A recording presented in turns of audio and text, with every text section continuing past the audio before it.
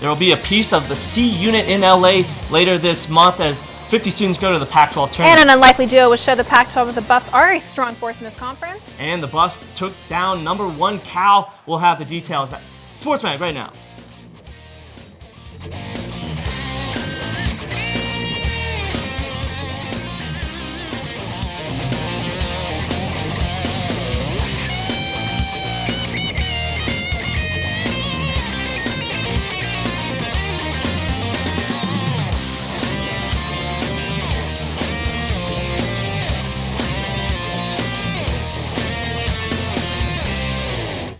Hello and welcome to CU Sports Mag. I'm David LaRose, sitting alongside Alexis Perry. And Alexis, the Buffs just couldn't get it done on the road once again. Yeah, they definitely could not, unfortunately. Well, this men's basketball season has been full of ups and downs, and the Buffs game Thursday against the Oregon Ducks was another move south. After the 90-81 loss to Oregon, CU falls to 5th overall in the conference. An experienced Duck team regrouped after a halftime deficit and went on an 18-3 run to put them ahead. 4 Colorado players scored in double figures, with Carlin Brown leading the way with 20 points. The Buffs will take on Oregon State Saturday, with seeding in the Pac-12 Conference Tournament still to be decided. Now with that loss, it drops the Buffs to 11-6 in the conference, putting them in that 5th spot. They need a little help to get up into that 4th spot for the first round bye of the Pac-12 tournament starting next week. Well, the Colorado women's basketball team was in action last week. Yeah, but actually, let's take a look at the men's versus Cal highlights really quick. First off, for the last game in the Coors Event Center, senior Nate Tomlinson, Austin DeFault, and Carlin Brown wanted to go out with a bang, and that's exactly what they did. First half. To start off, Tomlinson, strong pass to DeFault. DeFault driving past Cal's David Carvish, up and under for the layup. Austin DeFault passes to Nate Tomlinson. Tomlinson wide open for this beautiful three-point jumper. He hits his chest to show the crowd that he is a force to be reckoned with. The seniors were on fire at this point. DeFault with his eyes on the prize, and no strong defending coming from Cal's Harper Kent drives in the paint for an easy layup.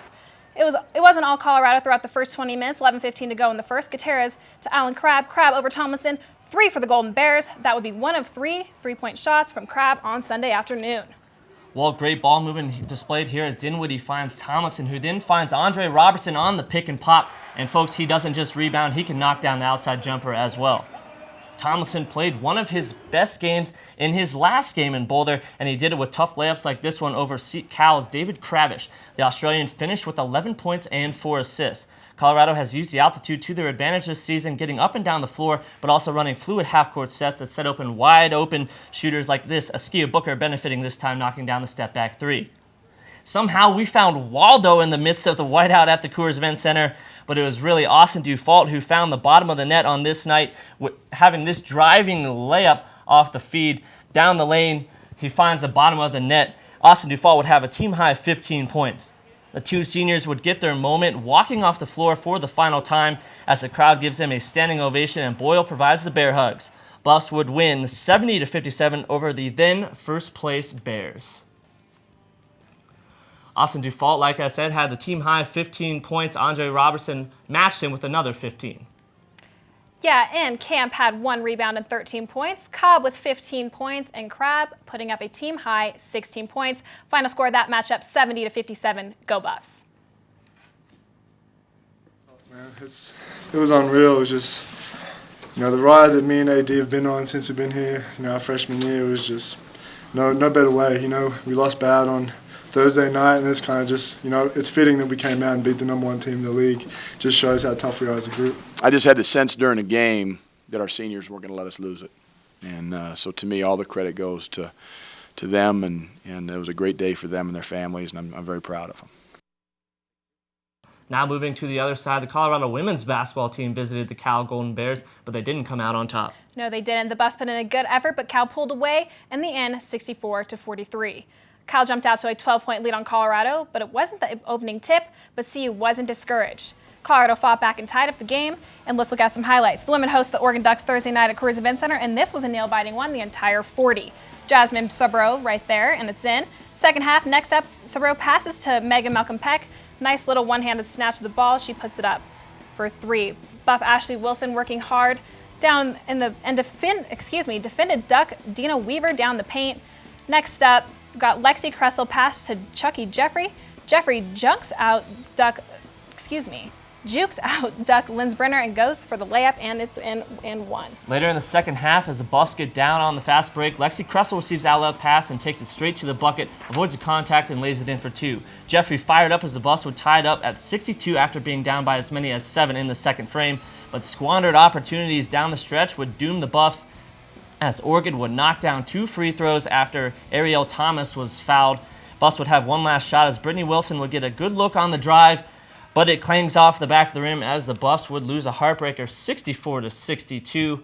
Tough way for the women's team to finish that game. Jeffrey did have a team-high 19 points for the Buffs. Johnson had 11 points and 12 rebounds there for the Ducks. Love coming in next with 9 points and 3 rebounds. Let's see what Linda Lappy had to say. Yeah, I think so. Anytime there's a close game, you look back and no one shot that lost you the game, no one play that lost you the game. I can think of a couple different times in the second half where we lost the game. It wasn't at the end. The plan was for Bewell to catch it to the top and really just penetrate to the rim and get a 12 to 15 foot kind of jumper in there. And I thought we had a decent look. It was a little bit of a floater, and just couldn't get it to go down. The Colorado women's basketball team visited the California Golden Bears, but they didn't come out on top. The Buffs put in a good effort, but Cal pulled away in the end 64-43. Cal jumped out to a 12-point lead on Colorado from the opening tip, but CU wasn't discouraged. Colorado fought back and tied the game at 22 points apiece, but the Bears regained the lead and never looked back. Chucky Jeffrey led the Buffs with 18 points and to end their season the weekend at Coors Event Center. Well, coming up after the break, the Buffs will say goodbye to 2 historic athletes from the hardwood. Yes, and the C unit will take this roller coaster ride on the road.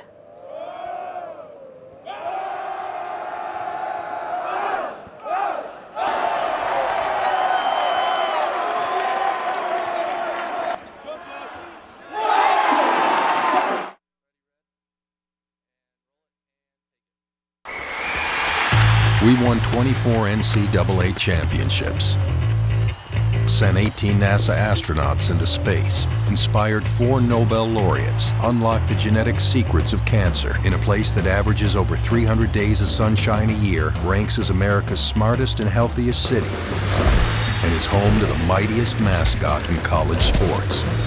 If you didn't know what the University of Colorado is all about, now you do.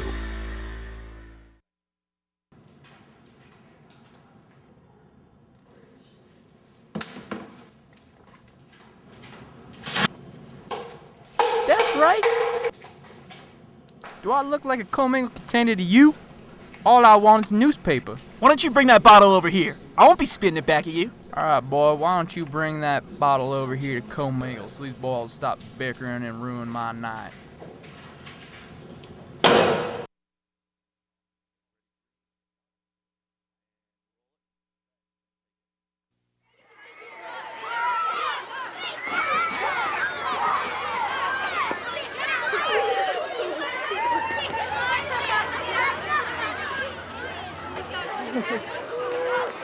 Let's sit down for a second, okay, sweetie?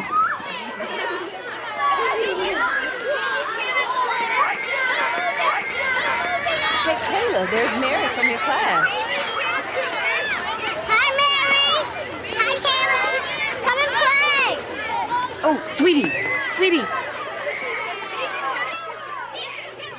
Why don't you go play with those kids over there? Why?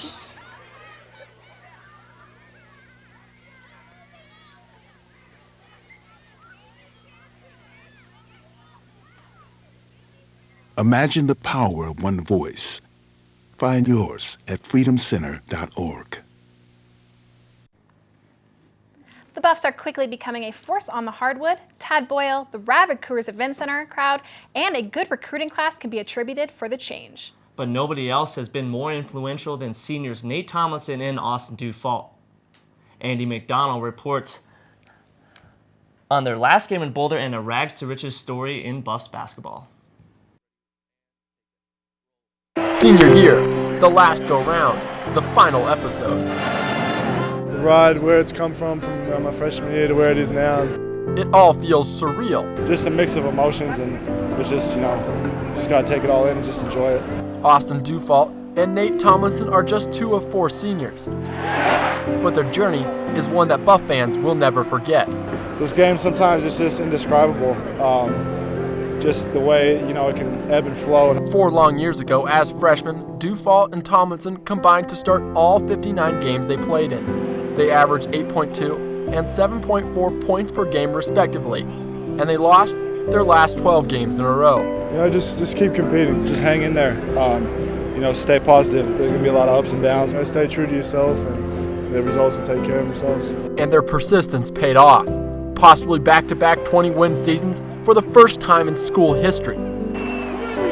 It's everything. You're happy that we won. You're sad it's the last time you're ever going to play here. It's been remarkable where we've come from, and I think that's the most special part about it.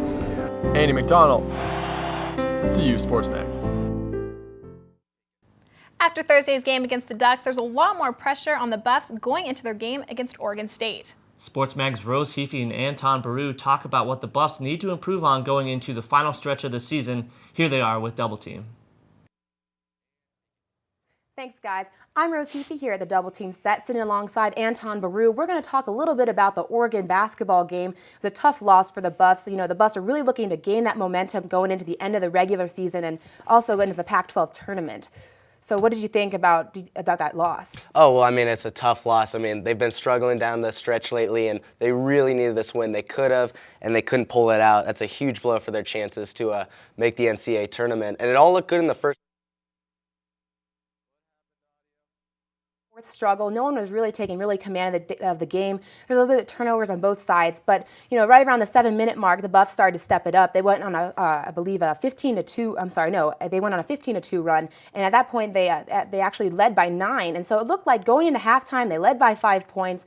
Maybe they were going to take the game away from the Ducks at home, and the Ducks they weren't going to really let that happen. They were kind of still angry about that controversial play that ended at home for the Buffs team on Nate Tomlinson. But looking into the second half, what went wrong for the Buffs? Well, they got outscored by 14, and the worst part was the three-point shooting. Oregon shot 57% from beyond the arc, and Colorado only shot 27%. So you can't be giving up those big points like that. Another big thing was Carlos Emery coming off the bench for Oregon. He had 14 points, and Colorado really just didn't have that six-man presence to help him win. Absolutely. And they also didn't have the nice CU unit fan section, who has probably been one of their biggest sixth man of the entire season. Now, the Buffs offense, you can't say they played terribly. They lost 90-81, but they still scored 81 points. They had 4 players in double figures. They had Andre Robertson, Carlin Brown, Nate Tomlinson, Spencer Dinwiddie, but they just couldn't really establish that momentum and do those really long runs like what the Ducks were able to accomplish in the second half. So that really hurt them. However, they also didn't do well with offensive rebounds. Now, Andre Robertson, his bread and butter is rebounds, and he averages usually 11 per game. Now, he only had 8 rebounds this game and only 1 in the entire first half. So that just shows you the Buffs really weren't rebounding in the first half, getting those nice putback buckets. Now, also another bright spot was Carlin Brown. He scored 20 points, which was really nice because it's good to have an extra gun out there on the arc, and he's been struggling in the last games of the season. But now, hopefully, he'll be able to bring that momentum in this game against the Beavers. Well, yeah, and this game is huge. I know it's been said already, but this is a must-win game for them. If they don't win this, I don't think there's any chance they make the NCAA tournament. What they really need to do is look out for the tandem of Jaron Cunningham and Eric Moorhead. This is 2 of Oregon State's most prolific players, and if they can get some chemistry together and everything, then I think the Buffs are in trouble. Also, OSU, they're at home, and they got a lot of incentive to win this game. Colorado blew them out 82-60 early in February, and also Oregon State's not going to make the tournament, but they can still play spoiler to Colorado's chances of making it. Definitely. They don't want to be blown out at home, especially. And, the Buffs, they just really want this win going into the Pac-12 tournament. And they're also going to have to look out for freshman Devon Collier. He's averaging about 12.9 points per game, but he's only getting 5 rebounds per game. So it's going to be really important for Andre Robertson to post up against him.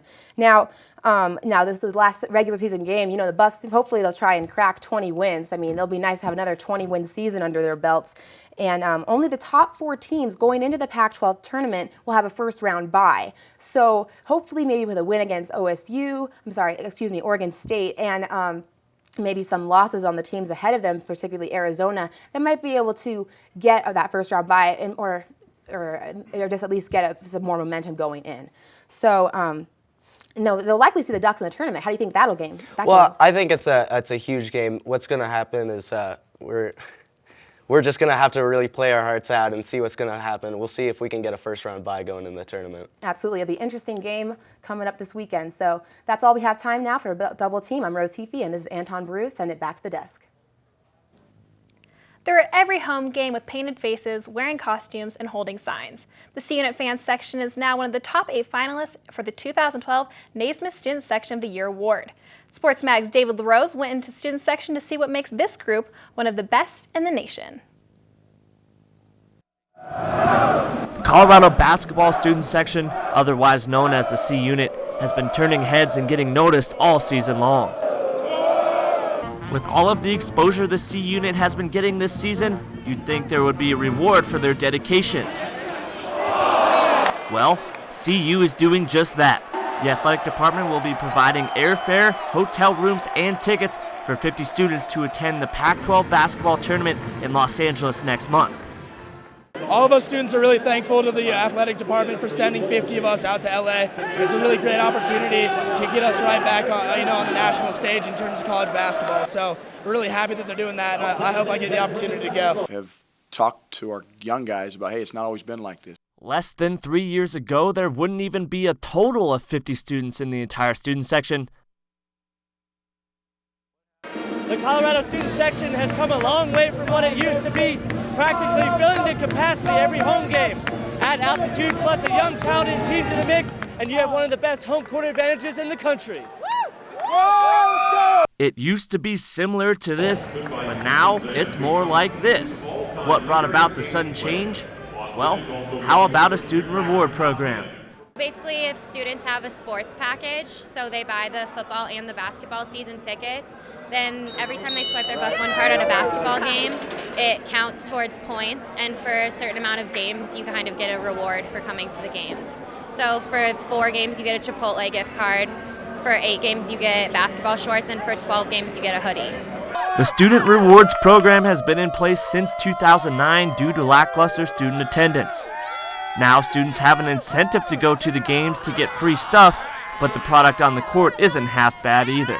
And a lot of it has to do with how well we're playing and the switch to the Pac-12. So. We owe it to them to provide a spark and provide a product for them to come out and cheer for and see.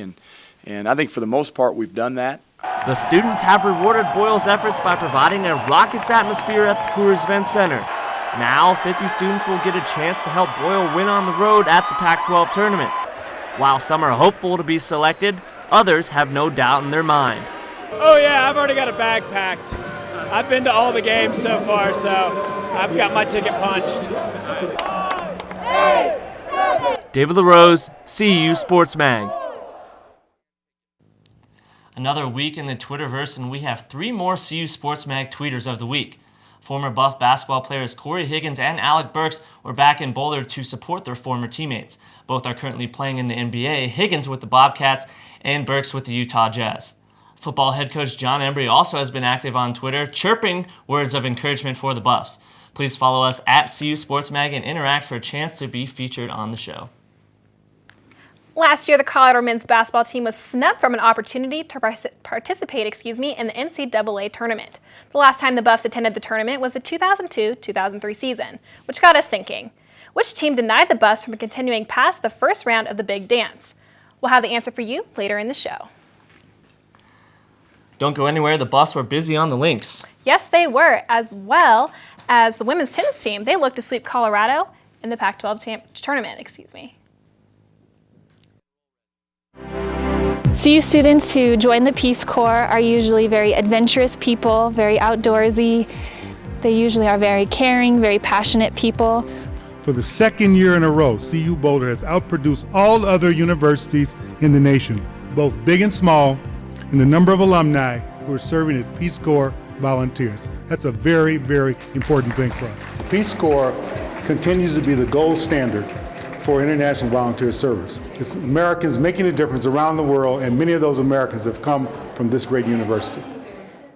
I'm not sure if it's the beautiful setting or the mountains or the weather, but one thing's for sure, there's a special civic pride on this campus. The great spirit of volunteerism here on campus and internationalism that you find here really just kind of brings Peace Corps out a little more than it does on other campuses, I think. You should be very proud to come from a campus that inspires so much public service and collectively works to build a better world. Hey, I'm Jeremy Bloom, former CU student, football player, Olympian, and world champion. But most importantly, I'm a forever Buff, which means I'm part of 240,000 students and alums created by the CU Boulder Alumni Association. The University of Colorado will always be something I'm very proud to be a part of. The years that I spent going to school and playing football provided me with some of the best memories of my life. So come join me in creating lifelong CU relationships and explore the Forever Buff program.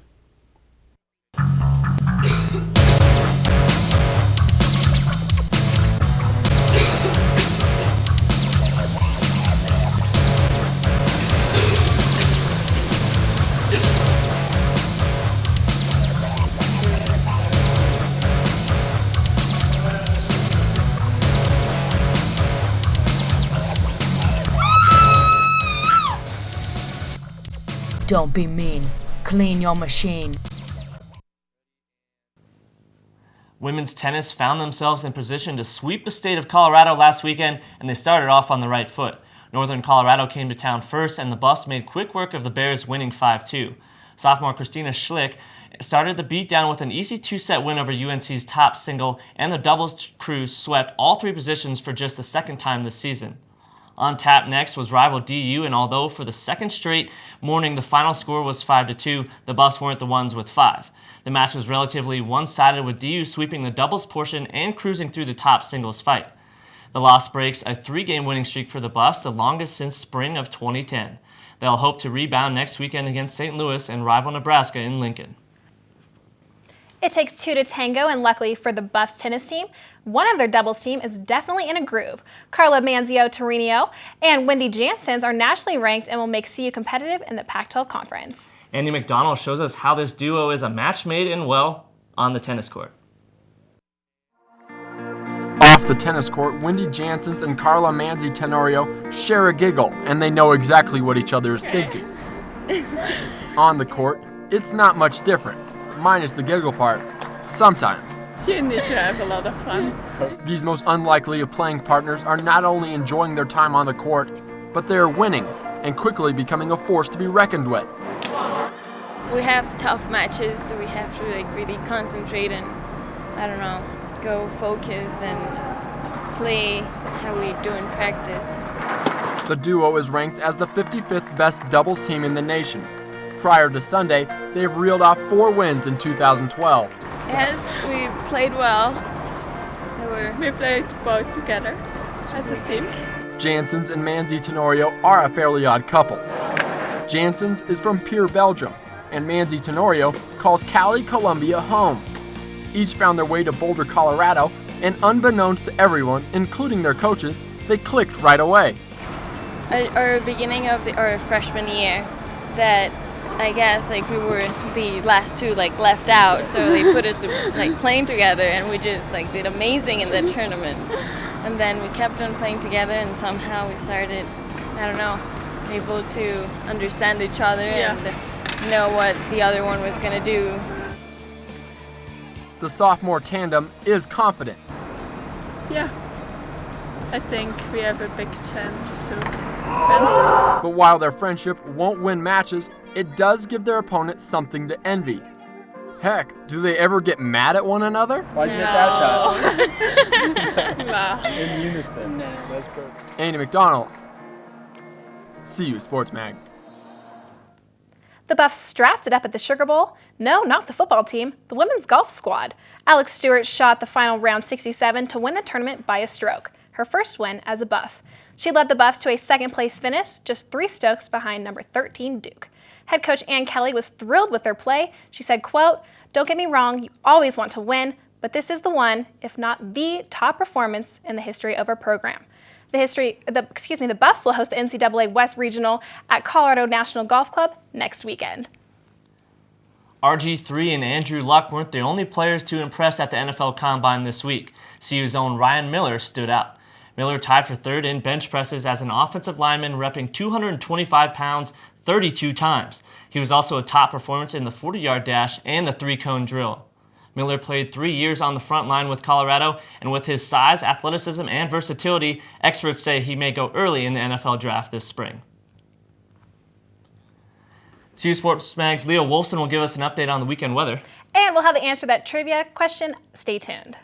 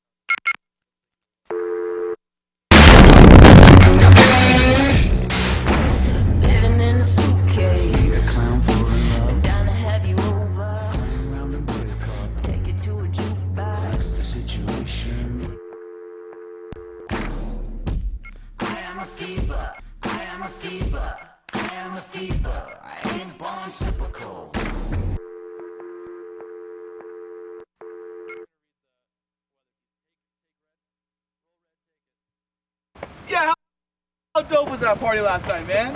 Yeah, no. Wait, I can't really, you're breaking up. Lost service. Yeah, no, and then he shoved me, and I was like, that's not cool. And so I just rocked him, and it was tight. It was a total dime piece, man. Took him back to my place, had a few drinks, you know what I mean. And after all of that, she told me she had a kid, and I'm not trying to be any part of that right there, you know what I mean? It was a crazy.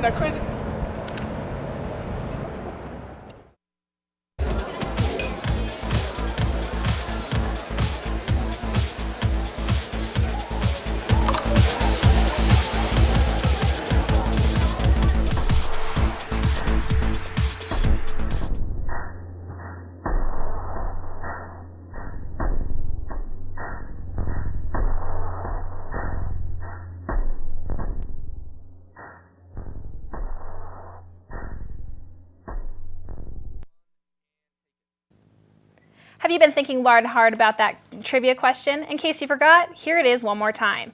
Which team denied the Buffs from continuing past their first round of the 2003 Big Dance? The answer is Michigan State. The Buffs lost 79-64 to the Spartans, and the Spartans went all the way to the South Regional Final only to lose to Texas. Well, the wind has been blowing all week. I'm really hoping for some nice weather Yeah, next definitely. week. CU Sports Mag Leo Wolfson will give us the answer in this weekend's forecast. Hi guys, this is Leo Wolfson here doing Sports Mag weather for you. For all you in the Boulder area staying here for the 4-day look ahead, here we are with this. Basically, it's going to be a high of 33 on Friday, so it's going to be a little chilly, some snow showers throughout the day. But then luckily on Saturday, it's going to pick up a little bit and it's going to be about a high of 45. Still a little cold, so you're going to probably have to wear a coat outside. It's going to be a lot of chill and wind in the air as far as that goes. But then on Sunday, that's the day to look out for beautiful weekend weather. It's going to be 54 with sunny the whole day. It should be very beautiful. And then on Monday, it warms up even more to about 59 degrees sunny also throughout the day. For those of you who are planning on going to Breckenridge to get some turns in throughout the weekend, it's going to be a high of 38 on Saturday, so it should be pretty nice day as far as getting turns in and stuff like that. Snowing throughout the day, it should be beautiful. And then on Sunday, it's going to be about a high of 44, but still cloudy and blistery, so not a big difference between those days. Then, for those of you who are going to be going to Snowball, checking out the concerts in Vail this weekend, much different weather. Be sure to wear that coat.